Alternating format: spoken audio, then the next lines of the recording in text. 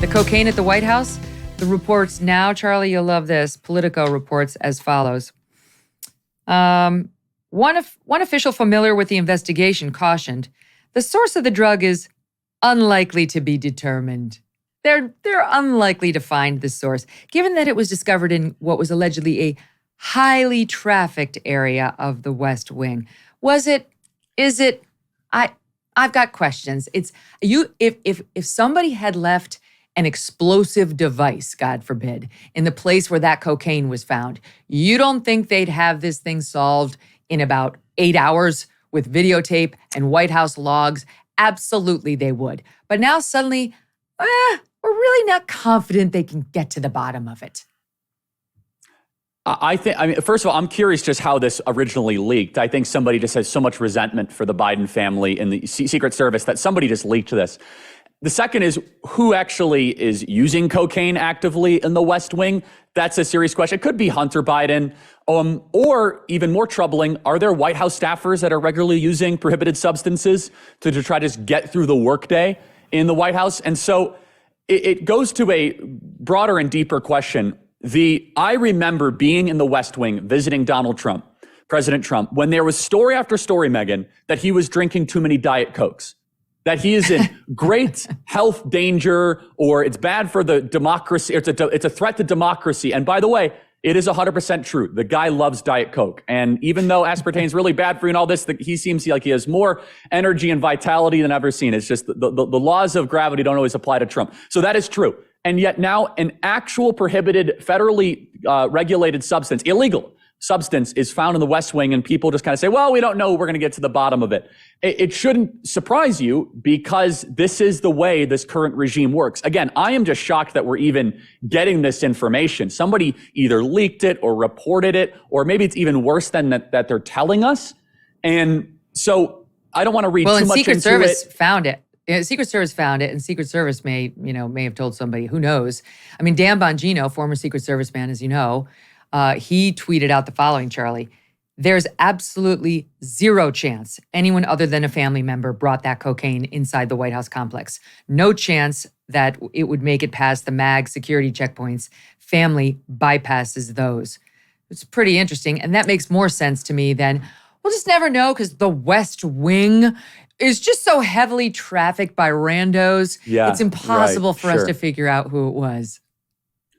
Well, and I mean, it just kind of goes to this theme that I personally feel, which is just the outright desecration of our institutions. I mean, what kind of disrespect you must have for the White House and for the presidency to just kind of bring in some blow and be like, oh yeah, it's just heavily trafficked, it's just perfectly fine. and so will anybody be held accountable? Probably not. But it's an insult. It's an insult to all of us. And the next spin, Megyn, will be, I guarantee it, is that if we find out who it is, they'll be like, well, it shouldn't be illegal. I mean, the war on drugs has been a terrible failure. And it's disproportionately. I think it's going to be, poor Hunter has had a relapse. No, it's Hunter. That's true. Yes, exactly. If it's Hunter, right? Or whoever it is, it's so hard when you're addicted to drugs. It's such a sad, sad occasion. Yeah, and it's victim bashing if you dare attack that they go into the White House to go do lines of cocaine. And so look, it's just another piece of evidence of the deterioration of our institutions, just the lack of respect. And quite honestly, I do not have a lot of patience or compassion for people that feel as if they need to continue their drug abuses in the people's house. Yeah, same. I mean, so far what we know we've had over the past week or 2 weeks is some man masquerading as a woman showing off his fake breasts at our house, the people's house. Somebody feeling that, comfortable enough there to bring in coke into the White House. And then the president of the United States parading a criminal, his son, on the White House balcony on the celebration of our nation's birth, July 4th. That's happened for sure over the past 2 weeks. That is such a great point, Megyn. And so then you also had, the LGBT whatever celebration with, 2 gay flags and only 1 American flag. And it goes to a theme that I've been hitting on our podcast, which is the deterioration of the holy. And I don't mean holy in a religious sense. I mean the country we grew up in, where certain things are honored and revered, where there's a certain type of behavior that is unacceptable in our institutions, where You act differently. You dress differently if you go into the White House.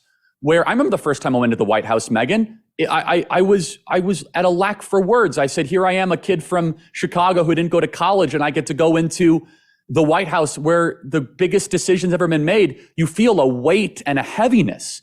And we are losing that. The desecration of the holy and the elevating of the profane is happen at a record pace, from the topless celebration of that freak show out on the White House lawn, to the cocaine thing, to even inviting that Mulvaney freak into the White House and acting as if, you're one of the most brave people I've ever seen.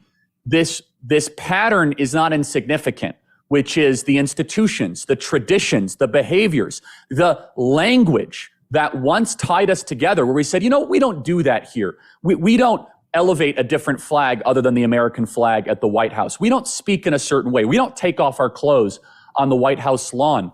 We are losing that. And we're losing it because this idea of the separate, of the elevated, is no longer there. Because why? The current occupant of the White House does not believe that the White House or these institutions are worthy of that kind of separation, that kind of, we have certain rules and customs and traditions, because they do not have respect for it.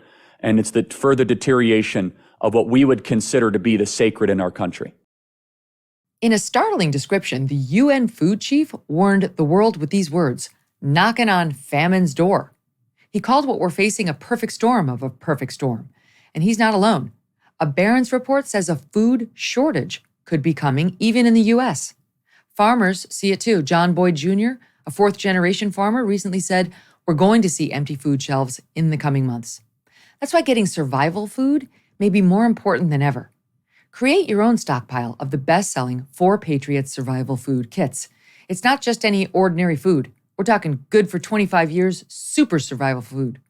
Hand-packed in a family-owned facility in the USA and giving jobs to over 200 Americans.